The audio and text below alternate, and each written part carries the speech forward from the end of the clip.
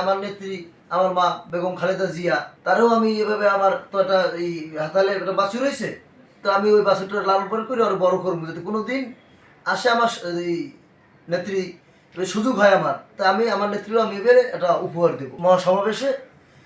সেপনিল প্রাণঘাতী জীবাণুদের বিরুদ্ধেও দারুণ কার্যকর। ওই সময় আমার 10-12 জন লোক বাসে আইসি, ওই সময় আমি বলছিলাম তাদেরকে যে এইভাবে ভেবে আজকে যদি সরকার পতন হয় তাইলে আমার এই গরুটাকে আমি সামনের ঈদেই আমি বেগম খালেদা জিয়ারে দেব। তবে ওই গরুটাকে আমি গেছে বার মরহুমা বেগম খালেদা জিয়া তাকে ঈদ উপহার হিসেবে তার জন্য আমি নিয়ে আসি।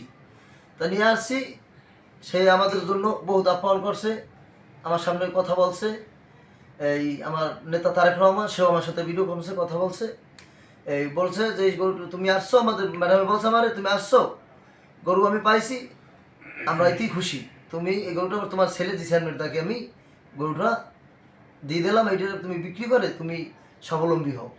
এবার ঈদে হঠাৎ করে যখন শুনলাম উত্তরা দিয়াবাড়িতে গরুটা আসছে, তখন আমি 1 মিনিট সময় নষ্ট না করে আমি দৌড় দিয়ে চলে গেলাম। গিয়ে আমি কৃষকের সাথে কথা বললাম, কথা বলে আমি গরুটাতে আমরা প্রাইস বার্গেনিং করবো, আসলে এই মন মানসিকতাটাও আমি নিয়ে যাই নাকি। যখন উনি বলছে এটা 22 লক্ষ টাকা, আমি জিজ্ঞেস করছি কত লাখ টাকা দাম হয়েছে, 18 লক্ষ। বলে ঠিক আছে, তাহলে উনি বলছে ভাই আপনি আসছেন, আপনি নিয়ে নেন।